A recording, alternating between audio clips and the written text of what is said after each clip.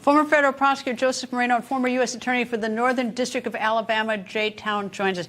Jay, let's start first with, does Congressman Jim Jordan have the right to do oversight on the DA in New York?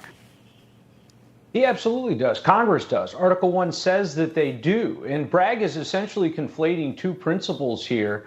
He's correct that Congress can't oversee a state criminal prosecution, but he's incorrect that Congress can't oversee the federal funding of the operations within an office, and that includes certain prosecutions. And there's a lot of reasons why Congress can look into the policies and procedures inside of an office that they fund. The Manhattan DA's office received millions of federal dollars every year, regardless of how many dollars they spent on this Trump investigation. Congress is subsidizing at least a good share of that office. And so Article 1 allows them to do this. There is some great irony here. We talked about the Trump tax return case that Supreme Court came out a couple of months ago. And the irony of that case is that it doesn't matter if there's 15 reasons that aren't legitimate. If Congress has a single legitimate legislative purpose, which the power of the purse always is, then they are entitled to get what they've subpoenaed. And the irony here is the attack on Trump in the tax return case is now coming to, I think, the aid of Trump in this lawsuit by DA Bragg. Joe, what he's asking for is a preliminary temporary restraining order followed by a preliminary injunction, basically to stop the subpoenas that have been issued to Mark Pomerantz and to himself. What always strikes me is when these DAs do this, and it's sort of a side issue, is that he's hired a big law firm, huge law firm, and law firms make a lot of money, and they have a 50-page document for this. They get paid by the hour when the whole office is full of lawyers. Well, it's certainly interesting when you get that overlap between government and private sector. Well, who paid for this? Well, the taxpayers of New York City paid for it, right? Of course, right? I mean, with some federal money, of course, to Jay's point, that flowed through all the rest of us taxpayers. I mean, look, I am second to none in my distaste of what DA Bragg has done here. I think he's going to put the country through a trauma for a clearly stale, weak case. And I laughed out loud when I saw this quote in that lawsuit where Bragg claims Jordan wants to create, quote, a retaliatory political circus designed to undermine the rule of law, which, I mean, I haven't seen a case of such projection, I feel like, ever.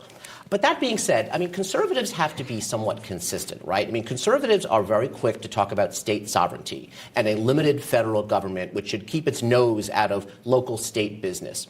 So there's some part of me that says it's a little uncomfortable with Jim Jordan coming out guns blazing when looking at a local prosecution, because that's kind of the system that we have. And it might be a flawed system, and it might be even an abused system.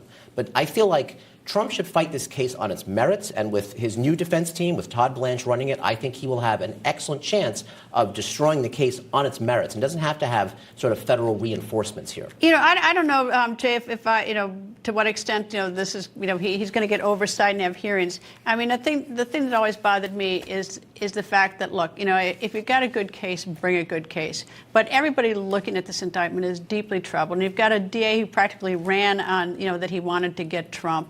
And you've got a situation where I do not know why this judge remains on the case. I'm not saying he's biased, but he certainly has the appearance of, which is the standard of impropriety, because he's given some money to Trump's opponent. His daughter was involved in the campaign. And I'm not saying he is biased, but the problem is that it has the appearance of to many people. So, the whole thing has become a circus. So, for Bragg to put in the request for a TRO that it's a circus really does raise Joe's point. Well, sure. It is the ultimate projection, to Joe's point. Joe's a smart guy and a keen observer in this case, for sure. Whatever the players are, whoever the players are, whether it's Bragg or whether it's this judge or others involved, if you're going to prosecute the former president of the United States, the prosecution has to be clean. It has to be transparent, more than ever before, because not only are the stakes so high, but this is an unprecedented event in American jurisprudence, in American criminal justice history, in American history. And so, for instance, the 34 count.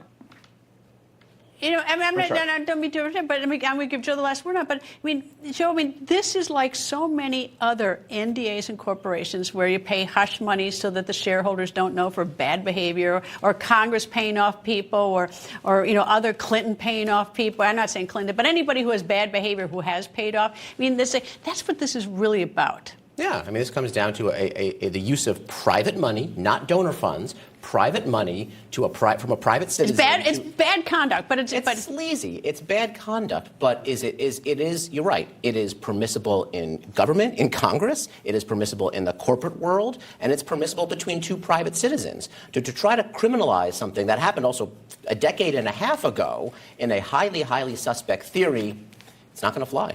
I don't think it will either. Anyway, we'll see what happens in New York. It's never dull. J-Town, Joe Moreno, thank you both very much. Thank you. Thanks. We're going to take a quick break. We'll be right back.